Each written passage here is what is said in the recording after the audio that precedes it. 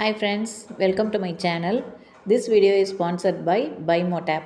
BuyMoTap is one of the online shopping app. இந்த app பார்த்தீங்கன்னா play store and apple store ரெண்டுலேயுமே அவைலபிளாக இருக்குது. நான் டிஸ்கிரிப்ஷனில் இவங்க லிங்க் கொடுக்குறேன், செக் பண்ணி பாருங்கள். இவங்ககிட்ட நம்ம வீட்டுக்கு தேவையான எல்லா கேட்டகரி ப்ராடக்ட்டுமே அவைலபிளாக இருக்குது. டே பை டே ஒவ்வொரு ப்ராடக்டாக புதுசாக வந்து இன்ட்ரடியூஸ் பண்ணிக்கிட்டே தான் இருக்கிறாங்க. நம்ம வீட்டில் இருந்தபடியே வீட்டுக்கு தேவையான எல்லா ப்ராடக்ட்டையுமே தரமாக விலை குறைவாக வாங்குறதுக்கு ஒரு நல்ல ஆப்புன்னே சொல்லலாம். வாங்க இப்போ வீடியோக்குள்ளே போகலாம். இந்த வீடியோவில் நம்ம பார்க்க போகிறது வந்து தாம்பூர் ஸ்டிச்சு. அதுக்கு வந்து நான் என்ன பண்ணியிருக்கேன்னா, இந்த த்ரெட்டு வந்து டபுள் த்ரெட் எடுத்திருக்கேன். நீடில் பார்த்திங்கன்னா அயன் நீடில், இதுக்கு நம்பர் கிடையாது, இது வந்து த்ரெட் நீடில். இது வந்து என்0 போட்டு டபுள் ஸ்டாண்ட்ஸ் எடுத்து வச்சுருக்கேன். இந்த தாம்பூர் ஸ்டிச்சு வந்து உங்களுக்கு ரொம்ப இம்பார்ட்டண்ட்டான ஸ்டிச்சு. ஃபஸ்ட்டு அதை ஒரு லைனில் எப்படி ப்ராக்டிஸ் பண்ணுறதுன்னு பார்த்துக்கோங்க. இது வந்து ஜஸ்ட்டு நாம் எப்படி செயின் ஸ்டிச் போடுறோமோ அதுதான். செயின் ஸ்டிச்சை நெருக்கமாக போடுறது தான் தாம்பூர் ஸ்டிச்சு, வேறு ஒன்றுமே கிடையாது. நீங்கள் அது எந்த ஷேப்பில் வேணாலும் போடலாம். ஸ்கொயரு, ரவுண்டு, ட்ரையாங்கிள், எப்படி வேணாலும் நீங்கள் அதை போடலாம். என்னென்னா நெருக்கமாக போடணும். கீழே இருக்க கிளாத்து வந்து கொஞ்சம் கூட எந்த இடத்துலையும் தெரியக்கூடாது.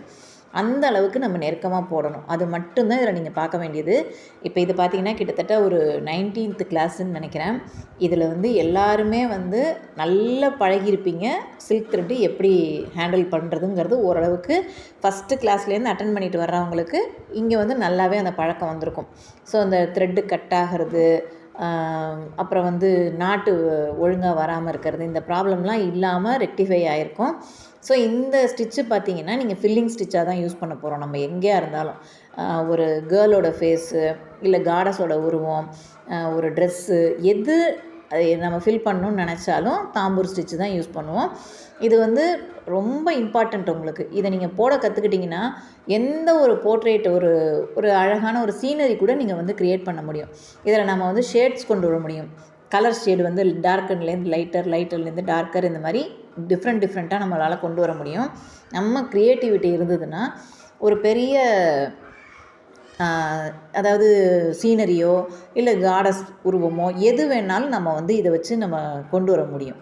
ஓகேங்களா? இதை நல்லா ப்ராக்டிஸ் பண்ணிக்கோங்க. ரொம்ப ஈஸி தான், ஒன்றுமே கிடையாது. நீங்கள் இது வரைக்கும் எல்லாமே கரெக்டாக கிளாஸ் அட்டன் பண்ணியிருக்கீங்க அப்படின்னாக்கா இந்த ஸ்டிச்சு வந்து ரொம்பவே ஈஸியான ஒரு ஸ்டிச்சு தான்.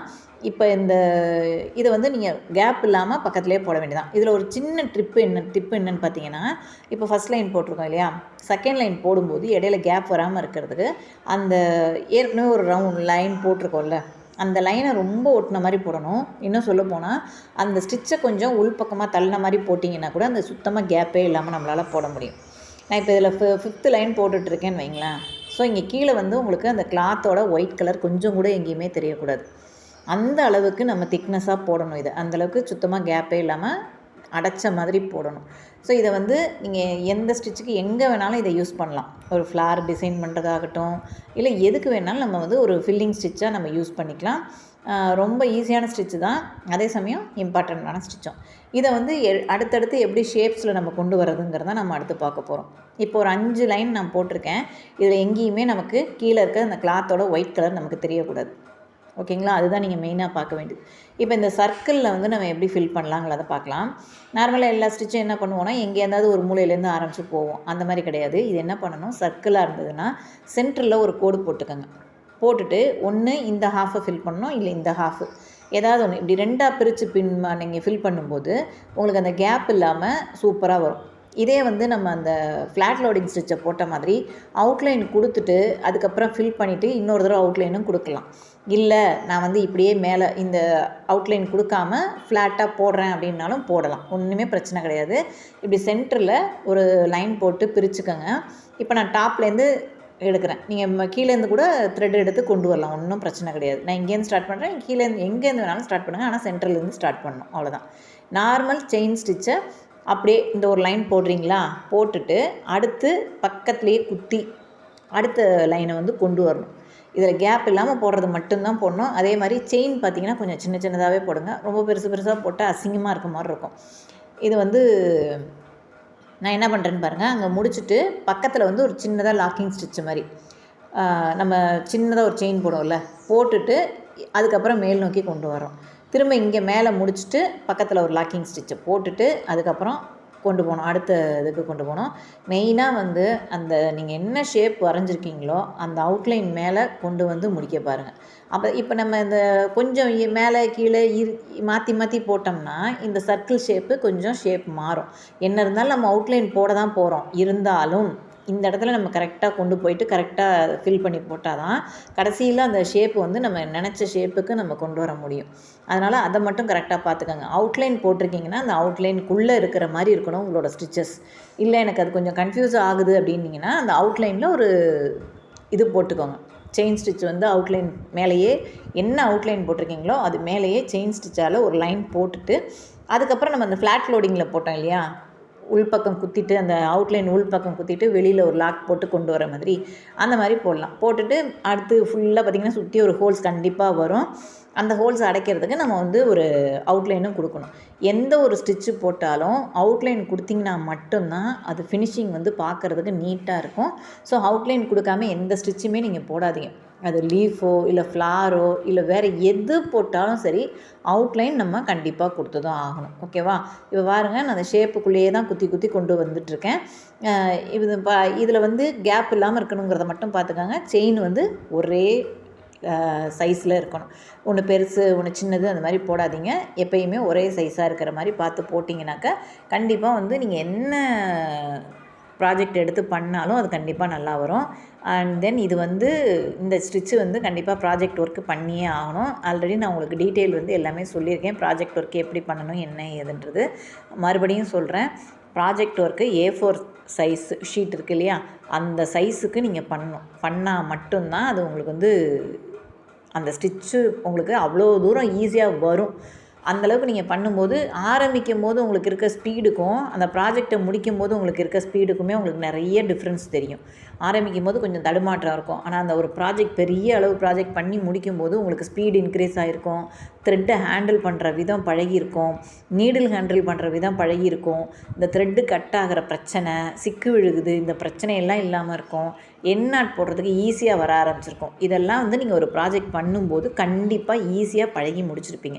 அதுக்காக தான் ப்ராஜெக்டை பொறுத்த வரைக்கும் A4 சைஸ் ஷீட்டுக்கு போடுங்கன்னு சொல்கிறது. ஓகேங்களா? இதில் வந்து இப்போ ஒரு ஹாஃப் முடிச்சாச்சு. ஸோ நெக்ஸ்ட்டு ஹாஃபு இந்த பக்கம் போட போகிறோம். இப்போ இந்த நெக்ஸ்ட்டு ஹாஃபில் இன்னொரு சின்ன ஒரு டிப்பு சொல்கிறேன் உங்களுக்கு. இப்போ நான் இதை வந்து இங்கேருந்து திரும்ப ஆரம்பிக்கிறேன்னு வைங்களேன். மேலேருந்தே திரும்ப ஸ்டார்ட் பண்ணி இப்போ இந்த ஹாஃபை முடிக்க போகிறேன். இப்போ அங்கே பார்த்தீங்கன்னா பக்கத்துலேயே ஒரு சின்ன லாக்கிங் ஸ்டிச் மாதிரி போட்டுட்டு அதுக்கப்புறம் கண்டினியூ பண்ண சொன்னேன்.